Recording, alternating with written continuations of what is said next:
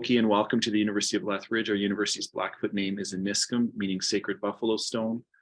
The university is located on traditional Blackfoot Confederacy territory, and we honor the Blackfoot people and their traditional ways of knowing and caring for this land, as well as all Aboriginal peoples who have helped shape and continue to strengthen our university community. My name is David Slump. I am the Associate Dean of Graduate Studies and Research in Education. Happy to be here with you and with our team. We have with us Dr. Kevin Wood, who is one of the program leads for the Masters of Education and Leadership program. We also have the Graduate Studies Office in the Faculty of Education. With us, we have Courtney Merkel. Courtney is the grad advisor.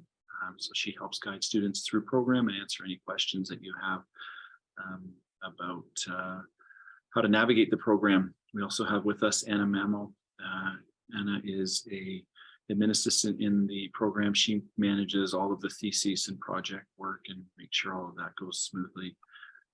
We also have with us Hannah Thomas. Hannah is a recruitment officer for at the graduate level for the University of Lethbridge. And we have with us Susan Pollock, who is the program manager for the graduate programs in education. So Susan's going to take over in a second, and she'll just walk you through just an overview of our programs and entrance requirements, those sort of things. If you have questions, there is a Q&A button down at the bottom of your screen, and you can post your questions there. Anna and Courtney and Kevin and I will kind of comb through those as Susan's talking, and we'll help to sort of select and filter them so that after Susan's finished the presentation, we'll be able to quickly and efficiently address those questions. And sometimes you'll get a response right during the session from some of us if we can answer those without turning it to the live session later. So a bit of an overview. Thanks so much, Dr. Slump. Yeah, so welcome everybody. We're happy that you can join us today. As I was mentioning, we're going to talk about the Emmett Educational Leadership Program and as well the Emmett General with the study theme in teaching, learning, and neuroscience. And we look forward to sharing some of this information with you regarding these two programs. I should be sharing my slide deck with you, so you should be able to see that.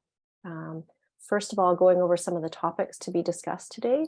So in this information session, we're going to provide an overview of the programs which are currently accepting applications within the Faculty of Education.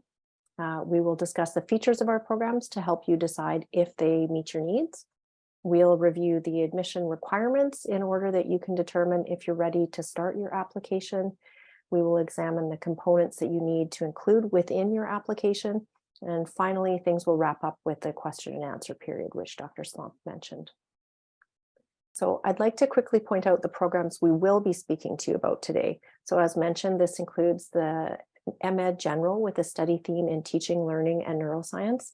And we will also be discussing the Emmett Educational Leadership Program. Please note that the Faculty of Education also offers 2 graduate level counseling psychology programs. However, these 2 programs will not be covered today, but a previously recorded session can be viewed on our website. So looking at the features of both the Emmett General and the Emmett Educational Leadership programs. First and foremost for teachers is the fact that while programs are designed for working professionals, so completing a graduate degree while continuing to teach is no small undertaking, but the programs are designed to help you navigate the challenges of balancing both a master's program and your career at the same time. And our blend of online coursework and summer residency components makes this feasible. Note that if you're from outside the Lethbridge area, there are on-campus accommodation options available for the summer component. Secondly, a huge strength of our program is our cohort model. Students are admitted to a cohort and proceed according to the schedule with their peers. Students in each cohort become a support network for each other, and this network lasts far beyond the timelines of their program.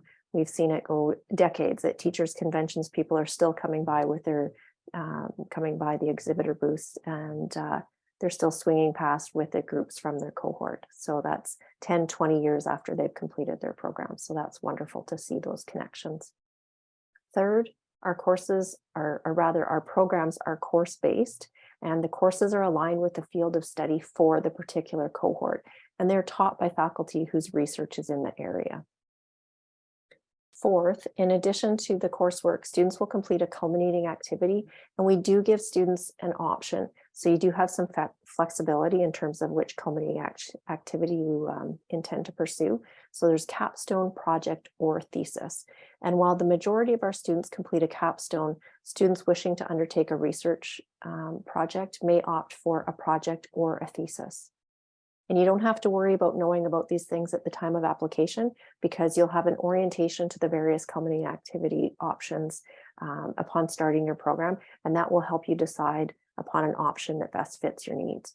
So given that, you determine which option you would like to pursue when you've completed your first year of program. So there's no rush to decide as part of your application. So again, there is no supervisor requirement to be noted within your application, because that's not something that you're going to decide until you're into your program. Fifth, our programs are affordable. So currently total fees are approximately $14,000 for domestic students. That's the entire program. So that's the cost for the entire program, and includes program fees, tuition, and miscellaneous fees. And just a couple of notes regarding that amount. So it is based on the 2022-2023 fee schedule and doesn't include potential increases in future years. So the numbers that we've got right now are the only numbers that we can give you. It is approximate, as the fees will vary slightly based upon each student's individual circumstances and programs. So for instance, if you were to opt into the health and dental benefits as opposed to opting out of the health and dental benefits, that could potentially change your fee amount. And so items like that may be individual to students. And as well, for international students, the rate that was quoted is for domestic students. So international students should refer to the fee schedule for information relative to what their cost should be. And the last feature I'll mention is that we have 40 years of experience offering graduate programs within the Faculty of Education. So we've been doing this a long time. We've had time to figure out what works to ensure teachers are able to successfully navigate their program and still manage a master's program. And our graduates do speak very highly of their experiences, and they remain committed advocates of our program. So, great reputation within the field and with our graduates and current students. So having looked at the program features for both programs, let's take a look now at the individual programs and take a look to see which one might best fit your needs. So first, we're going to take a look at the Emmett General. And for 2023, the study theme is Teaching, Learning, and Neuroscience. So the Emmett General, with the study theme in Teaching, Learning, and Neuroscience, is a unique program in that it brings together faculty members from both the Faculty of Education and the Department of Neuroscience. As Dr. Nancy Grigg, our former Associate Dean, Faculty of Education, stated about this program, our goal is to expand your understanding of how the brain learns and how to best identify and apply teaching practices that benefit all students. And I've also got a quote here from Dr. Robin Gibb from the Department of Neuroscience, and she notes that neuroscientists routinely talk about brain connections when discussing learning, but perhaps the most important connection for learning is the human one between the student and the teacher. So this study theme will allow you to explore how the latest findings in neuroscience can address the essential questions of education. So how do students learn and develop, and how can teachers improve their practice? And if you look at the schedule that I'm sharing, you'll note that the summer courses are completed on campus in July. Summer courses last for 3 weeks and are offered on the Lethbridge campus. As mentioned, there are campus accommodations if you're from outside the Lethbridge area. And in the fall and spring terms, so fall term for us is September to December, and the spring term is January till April. So in the fall and spring terms, courses are offered online. Only one course is completed at a time in the fall and spring terms while you are busy with your teaching. The program is completed over 3 years, and it includes coursework and a culminating activity. As mentioned previously, you do have the option of completing a capstone project or a thesis for your culminating activity. And please keep in mind that opting for a project or a thesis does typically increase the time to completion. So this program is well designed for working professionals. It gives you a break in May and June while you're busy wrapping up your classroom, and also provides a break in August to allow you time to decompress from both work and your studies. The schedule lends itself to navigating the challenges of a master's degree while continuing in your teaching career. So that's something that we really believe in heartily is that it needs to be manageable for you while you're working. So the next program that we'll look at is the Emmett Educational Leadership Program. So the purpose of this program is to enhance the knowledge and skills of candidates who wish to develop a leadership focus within their teaching career. The program prepares teachers for both formal and informal school leadership. Alberta education does now require certification in order to be a principal within the province of Alberta. And upon completion of this degree, students will meet the leadership quality standard required for Alberta education. One of our Emmett Educational Leadership graduates, Andrew Doyle, had stated right after graduation, "I'm not sure anything could have prepared us to teach through a pandemic, but I wouldn't be as prepared to lead others in this time without the reflection and practice that my Emmett experience gave me." Again, that notion of practice and theory is something we believe in very heartily. So looking at the schedule, you'll see it's a 25-month-long program, so it's a little bit different than the Emmett General. So 25-month-long program, and it consists of coursework, internships, and a culminating activity. So it's a little bit different. For the majority of the program, you're completing 2 courses per term. However, this is feasible to balance with your work life because you're completing internships, and you can leverage projects within your school or district towards your program. So additionally, another way that we make this 25-month program work is that coursework extends into May and June. So summer components for this program are also offered in July for 3 weeks on campus in Lethbridge. Courses are offered online throughout the rest of the year. And while it is a more intensive schedule than the last one we looked at, students do get a break from program in August. So you do still get time to decompress in August from your studies and from work. So those are the differences between the 2 programs that we're speaking of today. Next, now that we've heard about the programs, we'll spend some time sharing the components needed for you to submit your application, as well as the minimum requirements for admission. So for both programs, the following minimum admission requirements are needed. You must hold a baccalaureate degree. So that's a 4-year undergraduate degree from a recognized degree granting institution, and it has to be in the discipline of interest or in a closely cognate discipline. So that's typically a Bachelor of Education. You must have a minimum grade point average or GPA of 3.0 in the terms containing the last 20 graded university courses. So if you'd like to calculate your GPA, simply start with your most recent courses and count backwards until you reach the term containing the 20th course, and be sure to include all of the courses that you took within that term. You may end up with more than 20 courses being utilized in your GPA calculation. And remember that pass, fail, and credit courses are not included in that calculation. You'll also require approximately 2 years of teaching experience or other relevant educational experience. It's worth noting that candidates preparing themselves for a career that involves teacher certification must already hold teacher certification at the time of admission. So note that this program does not lead to teacher certification, and individuals seeking teacher certification should refer to the Bachelor of Education program. So in Alberta, individuals intending to go on to become teachers must complete a Bachelor of Education program. Okay, completing at the master's level does not lead to teacher certification. If appropriate, demonstration of English language proficiency or ELP should also be provided. So those are the requirements for both programs. And then additionally, the Emmett Educational Leadership Program also is looking for preferences given to applicants who have leadership experience and or demonstrated leadership potential. And do keep in mind that reviewers don't simply rely on a cutoff of GPA, and they do look at all the components of the application. So that includes the academic record, so including your GPA and the relevancy of your undergraduate degree. They'll look at ELP, they'll look at your references, your relevant work or volunteer experience. They're looking at your letter of intent, your CV, all the things that you're going to be uploading within your document. So now we'll switch topics a bit and talk about those things. What pieces of information do you need to submit within your application? So it's worth noting that the application is completed entirely online. And once you have the following elements ready to upload within your application, the process is really straightforward and just takes a couple of minutes. So first, you're going to need transcripts, and they're required for every post-secondary institution you've attended. And that's even if it was just for one course many, many years ago.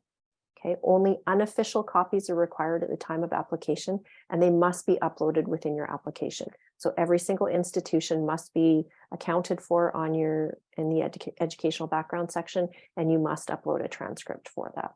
And simply taking a picture with your phone and uploading that will suffice. If you have a printed copy, just make sure you take a copy of the front and the back and upload that with your application.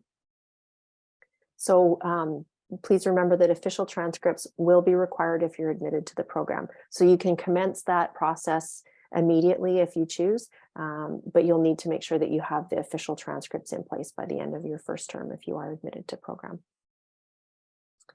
Okay, so you also require 3 referees. And within the system, you're simply going to enter the name and email address of the individuals who have agreed to act as a referee for you. Please be sure to ask your referees to act in this capacity in advance of sending them the email in the system. Okay, so they would, I'm sure, appreciate some notice and be appreciative of being asked their permission first. Please note that you don't request a letter from them. So instead, when you enter their information in the application system, they'll be sent an email and they will enter their evaluation directly within our online system. Be sure to click the Submit Recommendation Requests button so that they can receive the email to complete the form. And you can track the status of your references, so you can go in and see whether or not they've completed or not. And you can also send them a reminder from within the system to go ahead and complete. So remember that referees need to submit by the December 1st application deadline. So please do give them plenty of notice to submit their information. And we do receive many inquiries regarding what's the best mix of referees to use. So as per our admission requirements, a minimum of 2 professional references should be used. However, all 3 can be professional references if, for instance, you've been out of school for a long time and it's difficult to obtain an academic reference. So in those circumstances, using 3 professional references is fine, but a minimum of 2 must be professional references. Within the system, you'll also need to upload a letter of intent, and this should clearly outline your interest in the program and your intended career outcome. 1 to 2 pages is sufficient, and there's no further guidelines provided relative to this document. So single space, double space, all of those kinds of things are at your discretion. So 1 to 2 pages covering your interest in the program, intended career outcome is the only information that we really give to applicants. You'll also include within your application a CV, which is essentially a resume, so curriculum vitae. So that's really just a resume that includes any publications that you might have. And finally, if required, you'll provide documentation of your English language proficiency test scores. All right, so if you got all of the minimum requirements met and you're ready to submit your application with all of these pieces of information, when do you need to apply? Well, a reminder that the application deadline is December 1st. You can commence your application and go back and finish it at a later time. So you don't need to complete it all in one sitting. You can go back and forth within it. And applications may be submitted up to and including December 1st. So there's still a couple of weeks yet for applications to come in.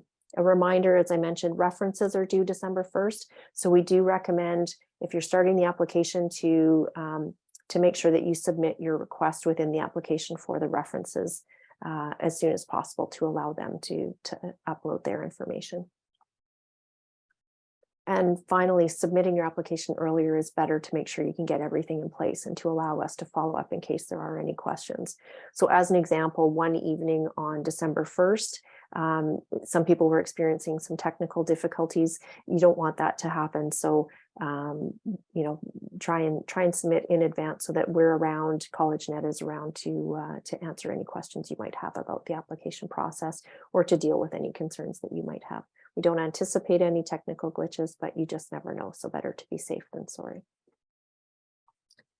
And finally, I'll just, give you some resources here in terms of how you can reach out to us. So there's a link here to our contact form. So if you go to the website that's noted and click on the request information, it will submit a contact form for us. And by submitting that contact form, it also allows us to send communications your way. So it is the best way to reach out to us. And there's also some website resources. Please do feel free to send us an inquiry through the contact form. We will get back to you as soon as we can, usually within 1 to 2 business days at most. It is getting a little busy, so please be patient with us, but submitting one inquiry is great. You don't need to email other individuals. We will get to you. And finally, just wanted to thank you so much for joining us today.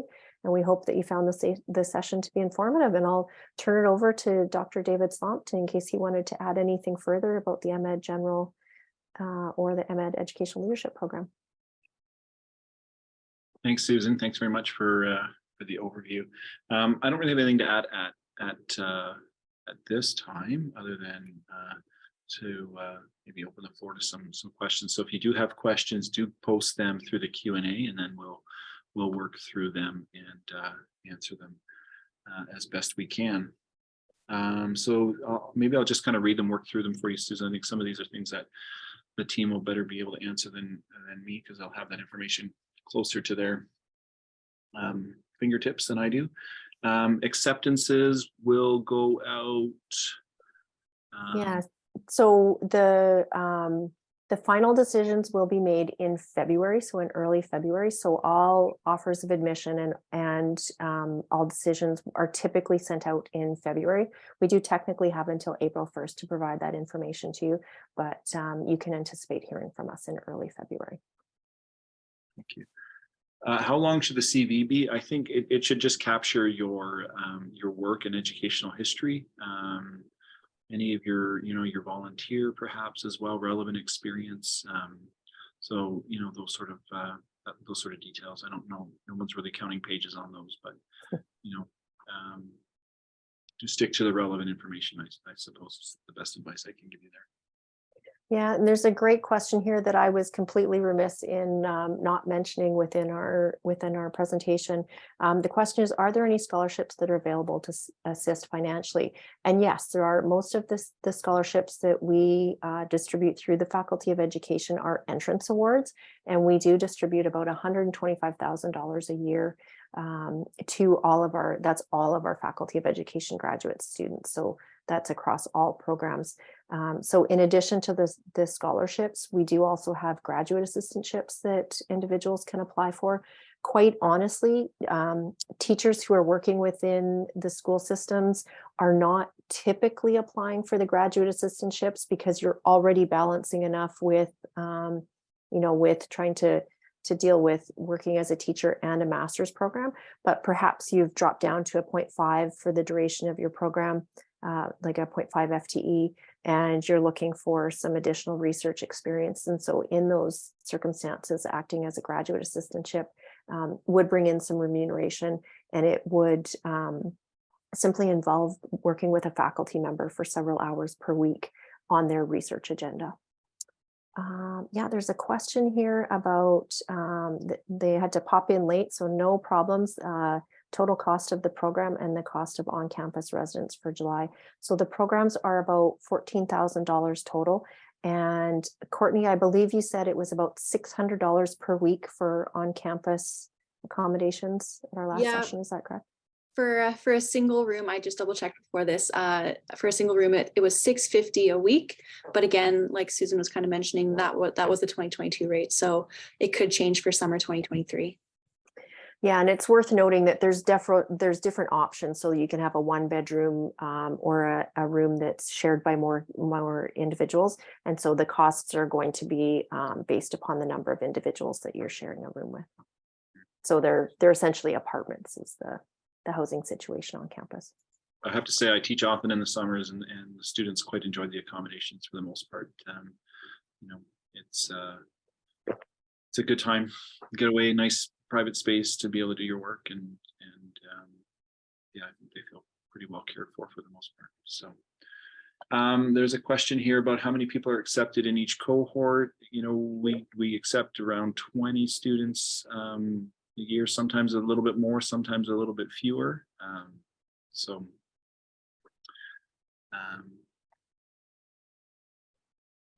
So the question we've got, I think, is relating to the CV. Does it need detailed description of work? So I think that's already been answered by Dr. Slomp. It's really, just an overview of who you are and what you've accomplished. There's a question here about the LQS, so the Leadership Quality Standard. So the Educational Leadership Program obviously was designed with the LQS entirely in mind. We do have some options for sort of course packs that allow for LQS certification that are in addition to the Master's in Neuroscience program itself. I don't know, Kevin, could you speak to that a little bit maybe? Yeah, I mean, first of all, I'll say hello. I'm Kevin. I work in the Faculty of Education and primarily in the Ed leadership stream. So for all of you who are here and attending, I congratulate you for putting your interest into master's studies. I did my master's studies with U of L when I was teaching, and it was one of the most transformative experiences in my life as I balanced teaching and balanced being a pop to young kids. And so I welcome you with that. The LQS, there are two pathways to getting, like the TQS for teaching. There's a leadership quality standard in Alberta that you're required to have if you're a formal leader, vice principal or principal. Of course, through the Emmett in Ed leadership, the 26 month course, that is standardized. If you're into another Master's of Education program, like the one that we're talking about here, we do offer, with enough enrollment, we do offer what's called a certification 2-course pack.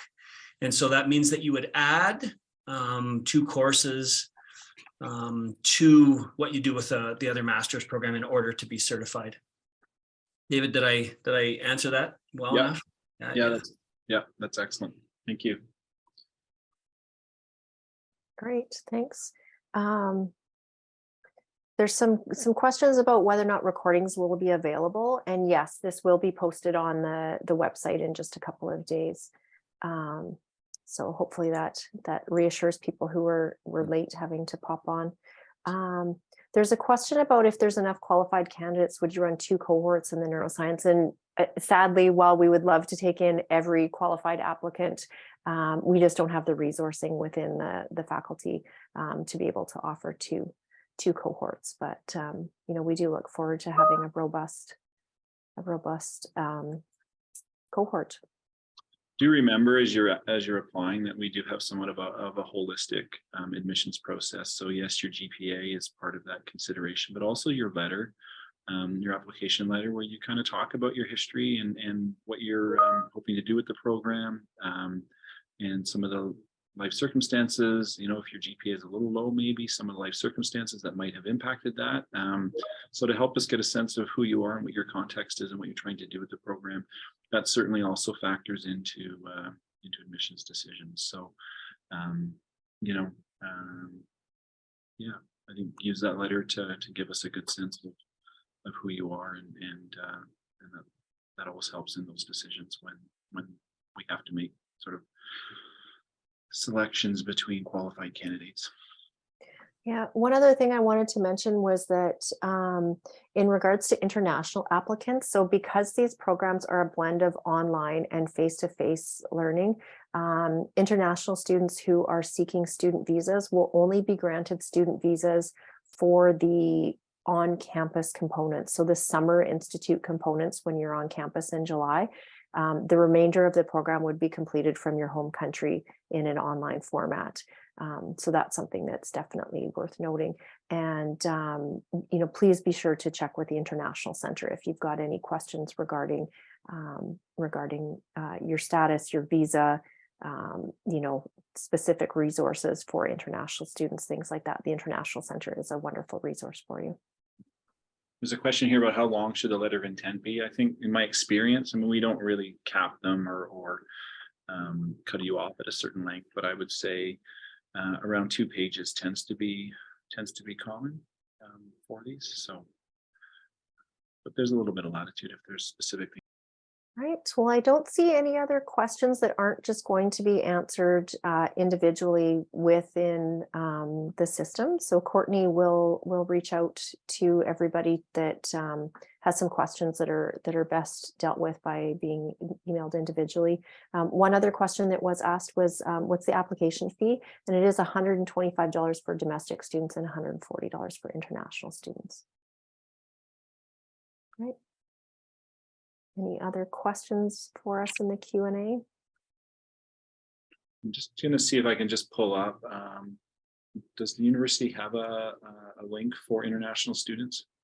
Yes, so from the Future Student website, and it's actually from the links that are listed there. If you go to the Future Student website, there's an international button. So within that main framework, there's a button, a tile specifically for international students, and that will take you to all the information you need for international students. Excellent, thank you. Right. Well, I don't know that we've got any other questions to ask then for the group. Thank you so much for joining us today. We appreciate you taking the time to join us, and thank you. Thank you very much, Susan. Thanks everyone for your questions, for your interest in our program, and certainly looking forward to hearing from you and seeing you down the road. So.